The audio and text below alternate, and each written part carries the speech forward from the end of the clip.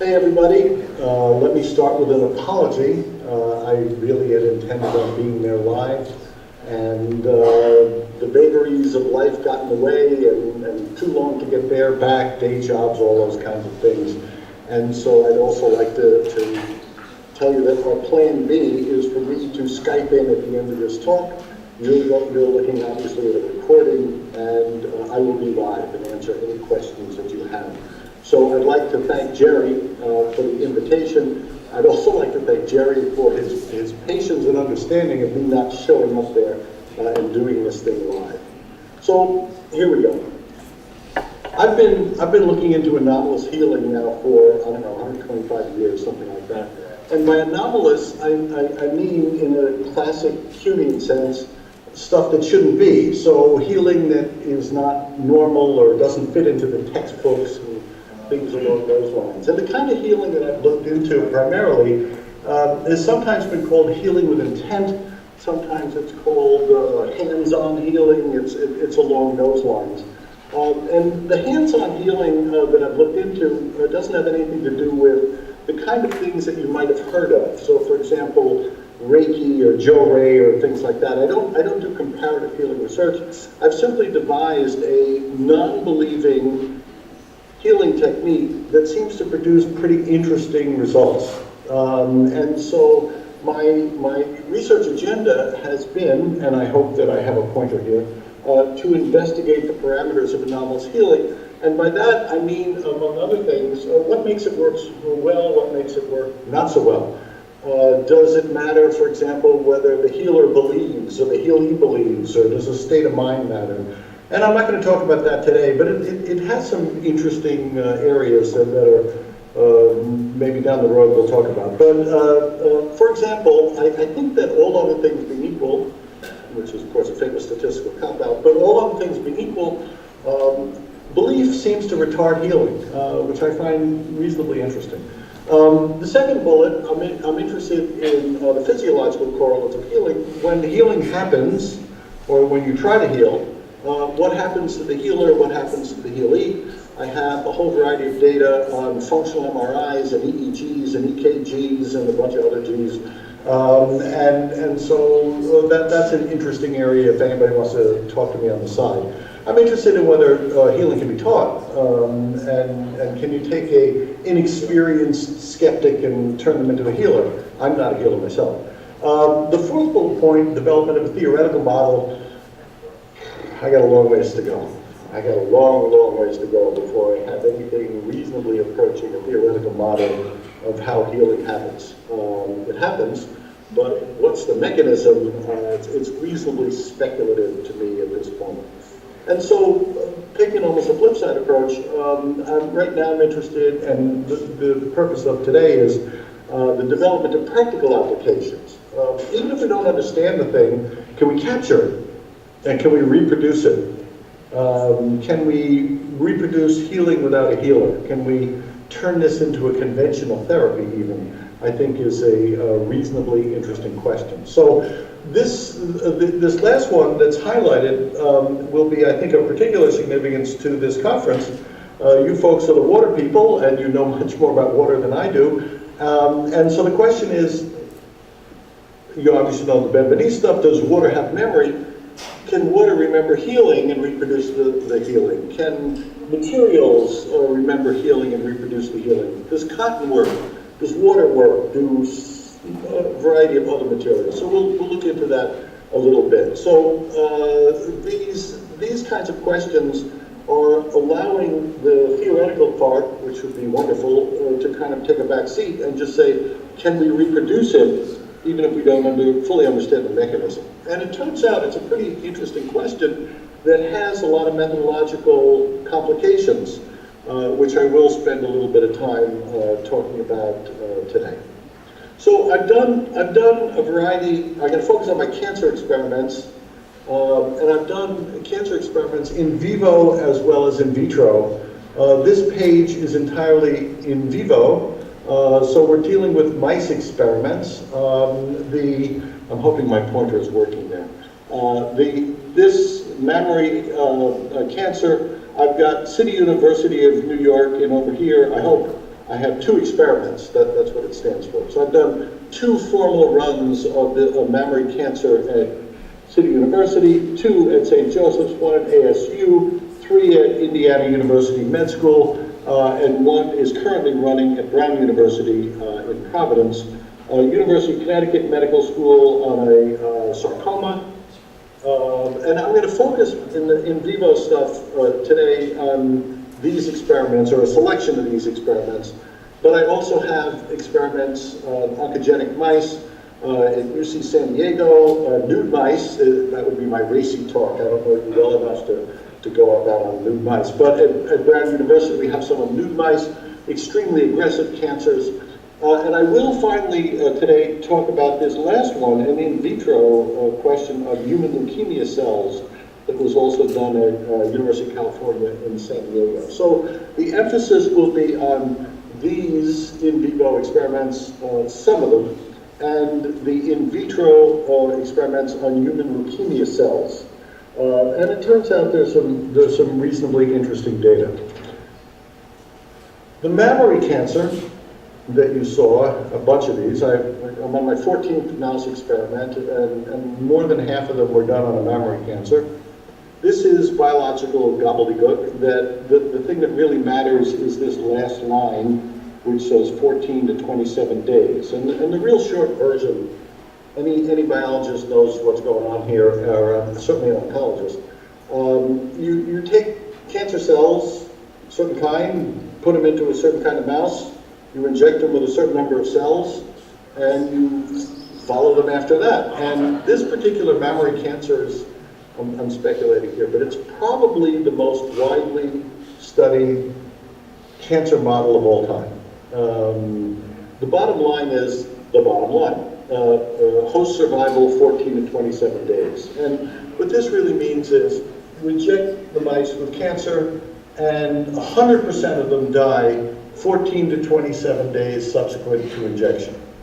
It forms almost a perfect normal curve. The standard deviation of death is 3 days. This is a very, very tight model. And there are literally thousands of published experiments on these. So I use I do unorthodox things to these orthodox models. I'm not inventing some exotic thing to study. I'm using standard lab stuff, and I'm doing healing stuff to it, and we find out what happens. That's really the bottom line. This particular model is very easy to study because it's non-metastatic, and the tumor simply grows and grows and grows, and the mouse dies an ugly death, either from malnutrition and or having the internal organs crushed. It's not a good way to go. So I'm going to show you some ugly pictures first, and this is what's supposed to happen. So you got a mouse, and the tumor grows, and the tumor really grows, and I hope the pointer's working, but this is the tumor. It's essentially swallowed a leg. You can see that the skin is not good, the fur is falling out. If you could see the eyes of this mouse, it's not really there. It's not a good way to go. And so this happens 100% of the time, and again, it follows a nice, almost perfect normal curve distribution, and you do stuff to these mice, and you see if you can change the statistical distribution. Can you get it to be negatively skewed? Can you extend the life? Can you? But before me, the world record was 27 days. And what we do to these off-the-shelf laboratory mice is we do this healing technique that I've developed. The healing technique has nothing to do with belief. I actually show you a picture of me. This is a picture of me. I tend not to use pictures of other people, but this is a picture of me at Indiana University. I was not the only person doing these healings in Indiana, but I don't want to show other people get them. They don't want to be famous. So I'm sitting there holding a cage of mice. I'm doing my mental technique. The mental technique, if it looks meditative, it's misleading, because I assure you I'm not now meditating. In fact, I'm doing the technique right now. But I'm running through very rapid imaging I'm holding the cage. I'm actually wondering how my life got to this point. I'm sitting in a lab holding a cage of mice. And how did I what road led me to this crazy place? But I'm sitting there and I'm doing cage after cage. There are other mice rooms going on at the time. And in other rooms, they're doing cage after cage, and we do a whole lot of mice in these experiments. So we treat, and by treating, I've also done dose experiments. Does the number of treatments matter? The length of treatment? All these kinds of things that we don't have time to really look at today. So I thought, to give you an idea how little I know about this, I thought that if healing were to work, and this is years ago, and I got to them early enough, so I'm thinking of it analogously to radiation, something like that. So I get the mice and I heal them, and I somehow intend something to happen, that nature would bend to my will, and healing would happen, right? If I get mice soon enough after they've been injected, and I go zzz, this zapping that I would do would prevent the tumor from growing, something along those lines. And this was in my arrogant period, and so I was thinking of healing as something analogous to a PK effect, that I'm intending a particular outcome, and I can intend the means to get to the outcome, and that turns out to be the height of arrogance. I can intend an outcome, but I certainly don't predict what happens. So instead of going zzz, and the mice never get cancer, the cancer grew. In fact, in the first experiments, I was really convinced that the thing was failing, because I was trying to keep the mice from developing tumors. The tumors developed, the tumors got bigger, I'm going zzz, and nothing's happening, and then the tumor starts to slit open, and now I'm sure they're dying. And then the slit turns into an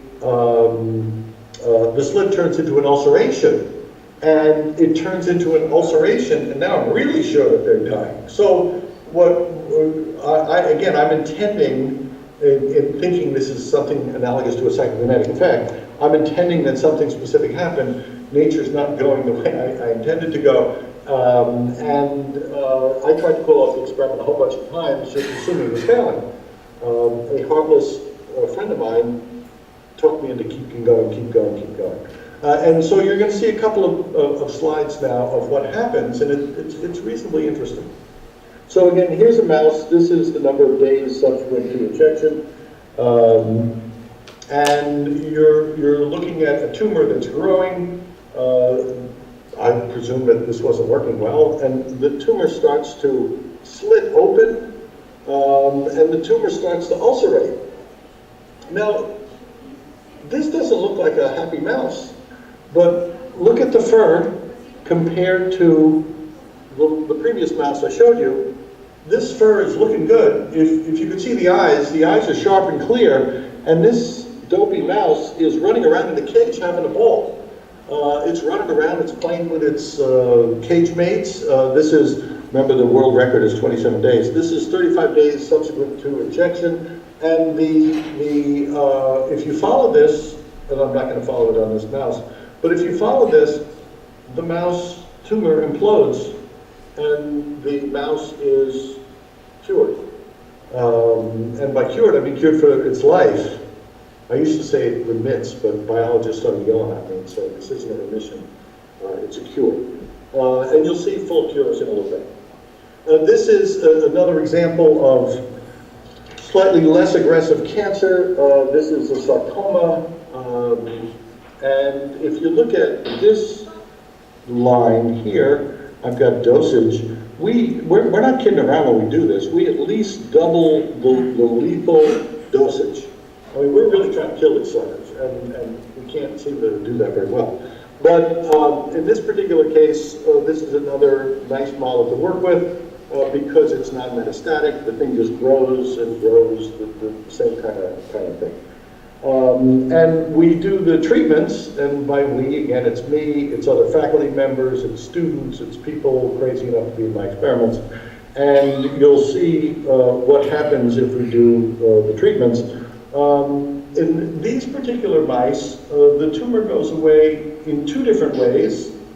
Again, think it's not conforming to my will, it's doing whatever it does. And in this particular mouse, you come in one day and suddenly it's like somebody let the air out of the tumor. And of course, you know, because I can't help it, the mouse mysteriously grows an arrow on its back. But you can see that the thing just completely was eliminated.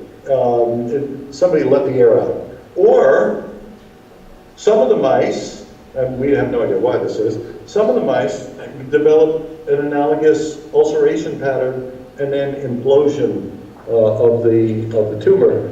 It's pretty interesting. And then once the thing is gone, there's no sign that the mouse ever had this. And again, these things will live the entire lifespan.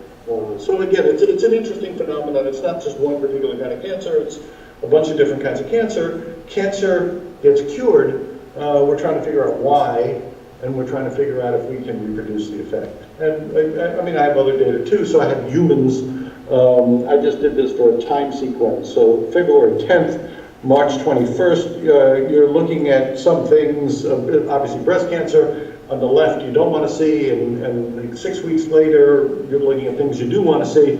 Humans don't like it because they don't like, you know, to fit to those little cages. But we can do this through thermal imaging. These are week-long exposures. You start out looking at things you don't want to see, and the things that you don't want to see eventually go away.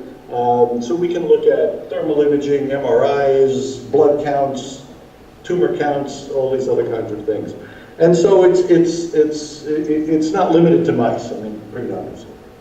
And an interesting observation about healing is that it seems to occur in bursts. So you don't have, here's a condition, after a treatment, after another treatment, after another treatment. There's no linear relationship at all. It seems closer to a phase transition. So all of you water folks, you take water and you cool it a little bit, and you cool it a little bit, and cool it a little bit, and suddenly it changes and it turns to crystalline patterns. And so in your group, of course, you've got 4 phases of water, and so how do the transitions happen? I'd like to know that. But it seems to be sudden, and it's sudden and dramatic. Like you saw earlier, the mouse, as if somebody let the air out of a tumor. A tumor suddenly imploding. We're not sure exactly how to think about this, whether it's cumulative dose of healing, or whether there's a phase transition, or whether it's unknown. But I'm going to show you a couple of really nice pictures because they're worth watching. Here's a mouse, 22 days subsequent to injection, and you see an ulceration, and you see how clear the eyes are and how good the coat is and all this. I'm going to show you the exact same mouse 6 days later, and this is a biologist pulling away the fur, which has already grown back, looking for where it was. And again, I'll do it again because this is very cool. So 22 days after, 28 days, all across, in this particular experiment, there were 6 cages of mice treated by 6 different people, and everything just suddenly changed in those 6 days. And so we're not sure how to think about that. And then if you follow this mouse 35 days after, there's no sign this thing ever had cancer, and it will live its entire lifespan and be fine. So the real short version to the phenomenon is this. After you do this healing, and I don't like energy healing because I don't think there's an energy. We've never had a mouse that had a recurrence of cancer, so they are cured for life. And among the interesting things in highlight here are the mice are immune to repeated injections of cancer. And this is for their entire life. And an infected mouse can be cured by cell transplantation from a treated mouse. Also pretty interesting. And once you have done a treatment to a mouse, the cell line will no longer seed forward. So you get cancerous mice, you grow a tumor, you take the tumor, break it up, you inject cells into the next generation, and it seeds forward, and it seeds forward, and it seeds forward. Once we do the healing, the cell line will no longer seed forward. Reasonably interesting. Now, speculation, and I'm not sure if I'm asking the right questions. Maybe there's an immune factor that's going on here. Maybe there's a memory in the cells somehow. Maybe there's a memory in the water. Maybe there's a, maybe. And this is, frankly, what I'd love to hear your suggestions. And if anybody would like to help unravel how cancer cures happen, I'm very, very open to ideas as to how this thing works. Because, boy, I'll tell you, this is, it's largely speculative on my part. So, putting this into more show and tell, on the left, we have a treated ulcerated mouse, you know, it's ugly looking. And we don't obviously have all mouse, we got a bunch of mice. And on the right, we have a treated mouse, an untreated mouse that has never been subjected to healing with tumors. And so we take some cells from the treated mouse and we re-inject those cells into the untreated mouse that's never been exposed to healing, and everybody gets cured. Reasonably interesting. And I'm going to ask a slightly different question, and this is, I think, the most directed at you folks today. What if healing is directly applied to materials? So I'm going to talk about treated cell medium, and I'm going to talk about treated water. And treated means doing healing. So one of my experiments, actually I've done it a couple times, but healing cell medium. Now this is straight off the shelf medium for in vitro work. You gotta grow cells in a medium. They need nutrients and all that kind of stuff. Here is an off the shelf standard lab cell medium. And what we do is we take the bottles themselves, and we put our hands around the bottles. So we're actually treating a cell medium. Now, the cell medium presumably has no need of healing, and we're putting our hands around and we're doing my healing technique, but you know there really is no need for healing. And so this is pretty interesting. So the cell medium is treated, and it's given to a lab. And then the lab independent, no healers walk in, independently, they grow and they play around with the cell cultures with this treated medium. So here's something from UC San Diego. In the first week, nothing anomalous happens. So we've got cell medium that has not been treated, cell medium that's been treated, and then we grow the cells. This is human leukemia cells. Nothing happens, nothing crazy is going on. The second week, though, and think of sunbursts that we just talked about. The second week, suddenly, the medium treated leukemia explodes. It goes wild. And by wild, I mean we're averaging a little bit more than a 600% increase in cell growth. Now, a 600% cell increase in cell growth, we don't need to do statistics on it. So the 600% increase, so the cancer in the cell, in the well plates, just goes crazy.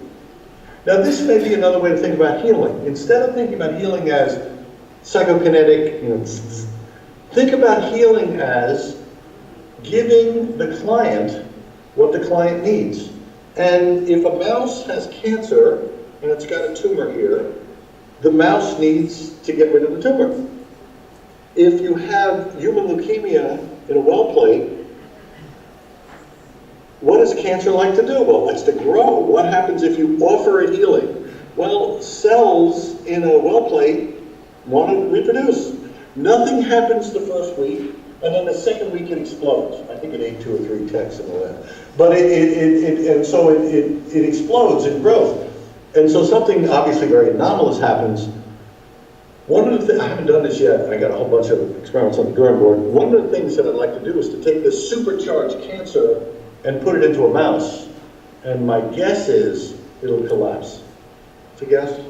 But I suspect that healing goes to the higher order need of the organs.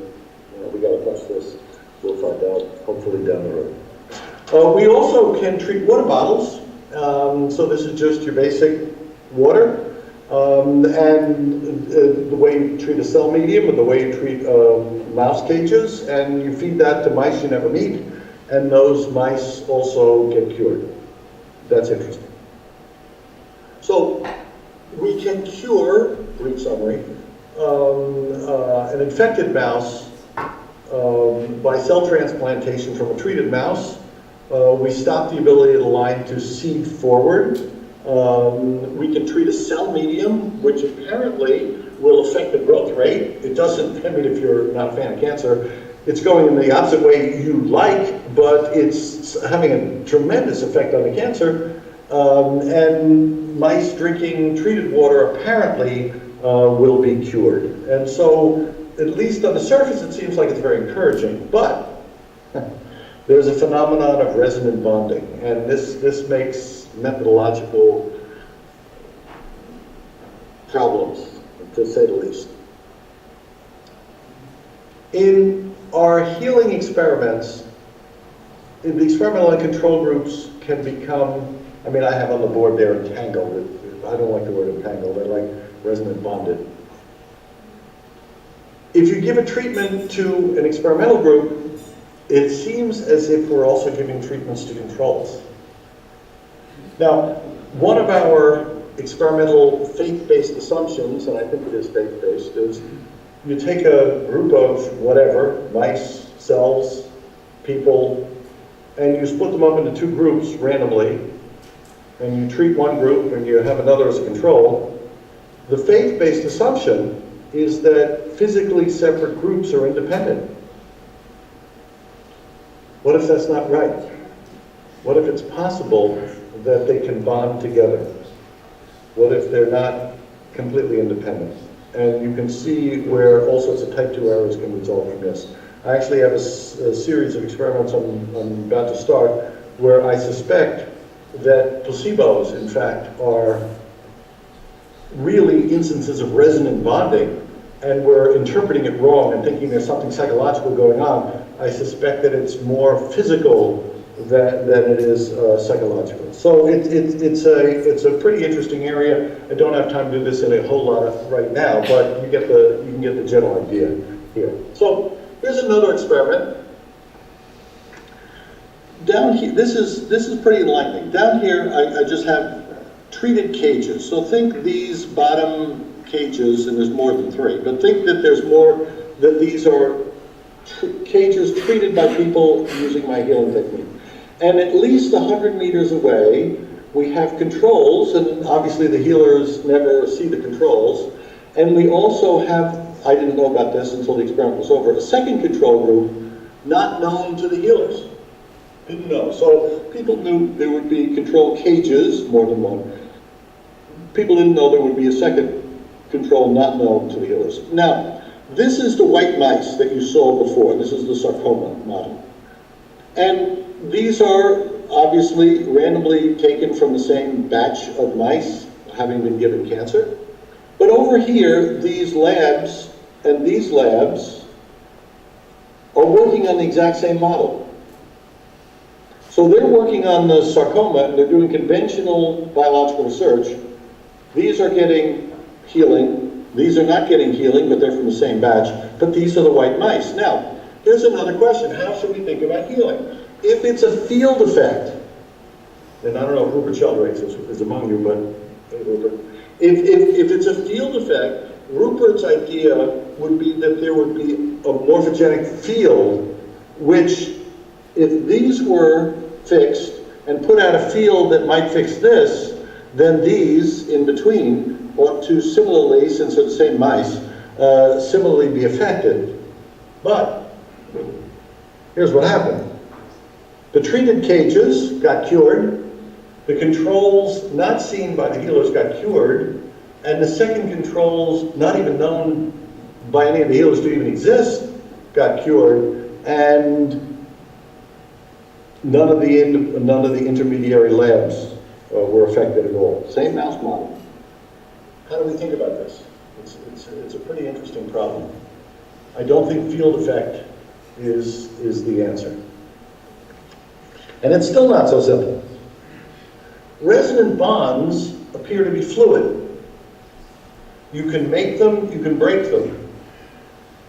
And speculatively, I mean, everybody knows what a resonant bond, everybody knows what it means to make a connection. So you could be, you can connect to your dog. You can love your dog on Monday and hate your dog on Tuesday.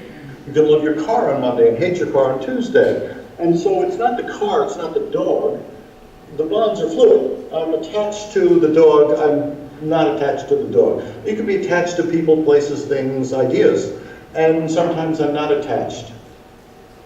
I think the question is, what are the rules of bonding and what are the rules of unbonding? And I think this will go a long way in terms of trying to figure out how placebos work. So I want to give you a very, very, very interesting experiment. This is with the mammary cancer.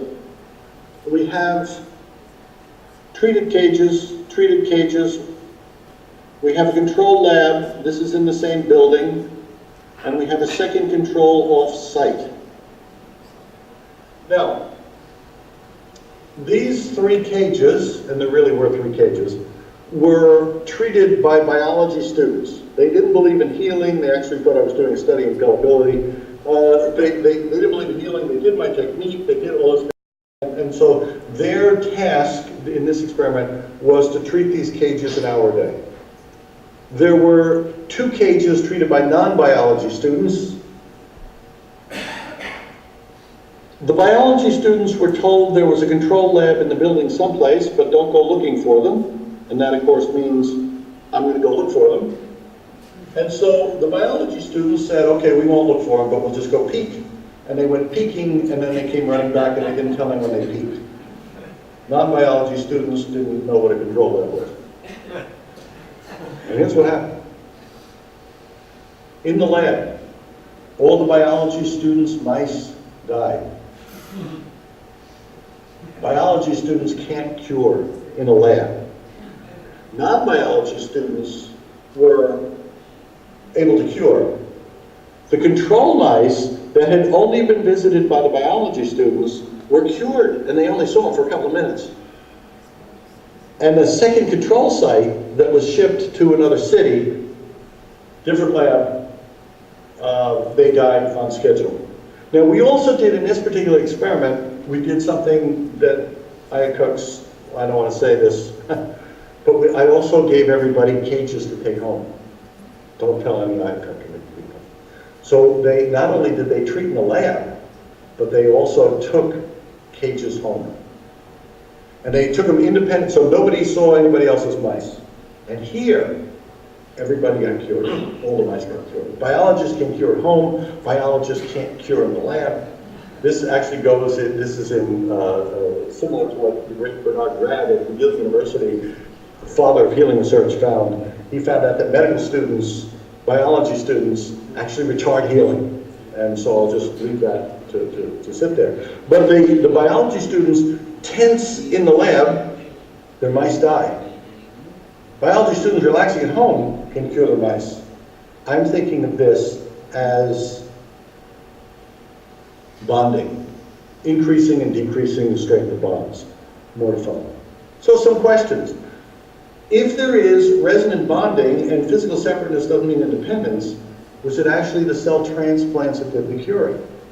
Was it actually the medium that did the curing? Was it the treated water that did the curing? And you can see that this is a pretty difficult methodological problem. If bonds are fluid and non-local, how do we find the source of the cure? And that's what I'm looking for help in trying to understand that. It's a tough problem. So, among the research questions is, can cotton and water alone produce cures with no other healing going on? Can cell transplantation work with no other healing going on? Can we detect some sort of a signal? So We're looking at this stuff storing material. Is it a biological storage? Is it a physical storage? Is there a signal? Is there a difference between treated and untreated cotton and water? And if so, can a signal reproduce the cure? These, I think, are reasonably interesting questions. In other words, can we take this crazy anomalous healing and can we then turn it into a self-replicating cure? Whether that cure comes from biological memory, immunologically, or otherwise, cell signaling, I'm not sure. Could it be, is there something in the water? Is there something in the sun? Can we transform it into a conventional therapy and take all the craziness out of this? I think that's something that probably is worth looking into, and I welcome your ideas, thoughts, and questions. So I'll leave you with a Adobe cartoon that somebody made up for me, and I hope everybody there can read it, but just for fun.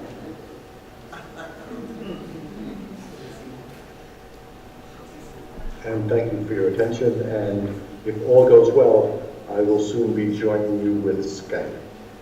So hopefully I'll see you all soon.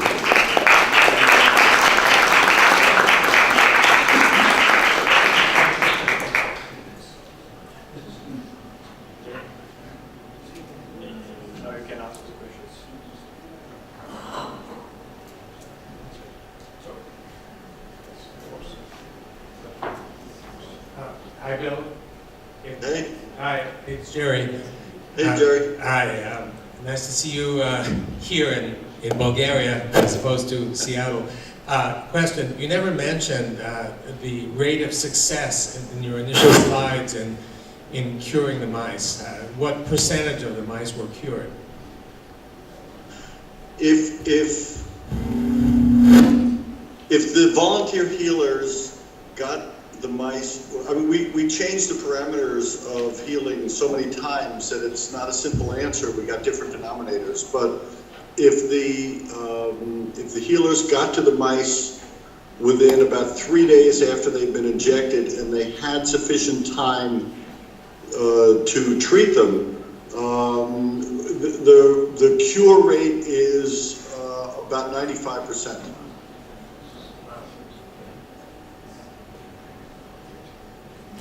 There's a couple of mice that I can't account for, but for the most part they get cured. Among the experiments we've done is dose response questions. So we've tried reducing the amount of treatment and such, and there seems to be a minimum amount of treatment necessary to produce the cure.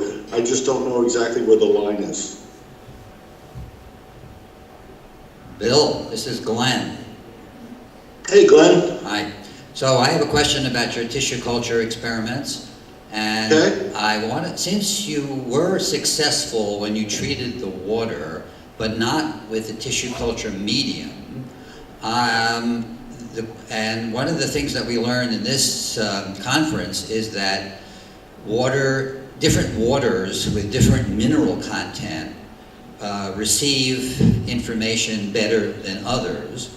And since tissue culture medium has proteins and DNA and all kinds of chemicals in it, I wonder whether those chemicals might be absorbing the information and keeping it to themselves. So I guess I'm suggesting that the next time you do an in vitro experiment, treat the water and then make the culture medium from the water. Any thoughts? It's an interesting idea. First of all, let me disagree with your premise. I think we were wildly successful with the treated medium. It just wasn't in the direction that you might expect if you were doing a PK experiment. That is, if you're looking at success as cancer being killed, then yes, it was a very strong failure because the cancer cells were wildly stimulated to grow at a very anomalous rate. So at least 600% increase in cell growth. So something is very much happening, and my interpretation of this is not that it failed, but rather that that the healee body, in this particular case, cancer cells, takes what it wants from the healing, and that conceptually, we ought not to think of healing as me imposing a particular outcome on nature, but rather nature taking what it seeks. So a cancer cell in a dish wants to replicate, and if it's treated, or if it's grown in treated medium, then it replicates wildly. I think that if you're dealing with a mouse that has cancer, it wants to get rid of the cancer. And I suspect that if we took this wildly replicating cancer and injected it into a body, then it would have a very different outcome. So I don't think it failed. I think it showed a very strong response and leads you away from the idea that healing is, I want a particular outcome and my will or intention will get that outcome. I don't think that's the case at all. In terms of the types of water, yes, I think that this could be very important. And I've been told, for example, never use distilled water, and different types of mineral water and such, I think may be a very important variable. So I will also be in touch with you and Jerry and folks for input on that, and that's a very interesting observation. Dr. Bengston, there's Vladimir Vayek from... Switch it on. Is it to unmute it? No. I'm not hearing. Oh, do you hear me? That's Vladimir Vayek asking you a question. I'm deeply impressed with your presentation, and it reminded me about a lot of, there are a lot of parallels, it seems to me, with the observations of Wilhelm Koch, who was treating, curing cancer, thousands of cases in 1920s, 1930s in Detroit. He was using the highly diluted homeopathic remedy based on methylglycol, glycosylated, and things like this. And if do you know about his works? Wilhelm Koch, medical doctor. Yes, I do. Yeah. What do you think? Was he healing with homeopathy or with himself? I didn't catch the last question. Did he treat with a real remedy, or he Yeah. was treating cancer, curing cancer by himself? Are you asking what was the source of the cure? Yeah. Was it Wilhelm Koch as a personality, or he... I don't know, but the experimenter effect seems to be particularly strong in healing research. Just as you folks know that, for example, Benveniste water memory experiments seem to also have an embedded experimenter effect. And so I think that the key in this, to find out whether it was a person or whether or not it's a reliable, independent effect, will come when we try these experiments to replicate it. And the farther we get away from anybody's personal attention on this, we'll start to get a glimmer in terms of whether it's a person, whether it's a resonant bond, whether it becomes something now in nature that can self-replicate a cure. I don't know the answer. I'm kind of hoping that it'll be a self-replicating cure, but Benveniste was also hoping that the memory was independent of the person in the lab. So nature's pretty quirky. Thank you very much. And also I would like just to note that he observed the same thing as you, that cured people, they got strongest immunity, and they practically never got ill after curing. Yeah. Yeah, and I don't know whether, as we look into this, whether we'll find that this is, the mechanism is biological, whether it's physical, whether it's neither. I just got some data yesterday, actually, that there seems to be a biological effect of something like treated cotton. So if we take, I didn't talk about this in today, but we have experiments going where we take just ordinary cotton, we treat the cotton, and that seems anecdotally to have effects in humans. And we just got some in vitro data yesterday that suggests that it also has biological activity that will be stimulated in cell cultures. Some more questions? Okay. I think as it's... Oh, one more question, yes, please, here we go. Last one in this case, please. Hi, it's Tracy Latz from North Carolina. I think I met you in a previous life. What were you doing with the cotton? Once you treated the cotton, did the people carry it around like their pet, or what did they do? I'm curious. Could somebody repeat the question? What did the people do with the cotton? Okay, the cotton, you saw a picture of me holding hands around a cage. Yes, I understand you said essentially you're doing the same thing with cotton, and it's not a particularly mindful exercise. You take a piece of cotton, you put it in your hand, and this is also an interesting observation.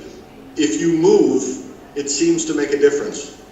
But the people with the cotton, after you treated it, were they putting it in their ears, or what were they doing with it to carry it around and be healed? The people doing the treating of the cotton would simply hold the cotton in their hands and use my healing technique, which is a very rapid imaging technique. The people who were receiving the cotton as patients or clients would just apply the cotton to a particular area and tape it if they could, and then the healing happens. Thank you. Thank you very much. Let's give another big applause. Thank you very much.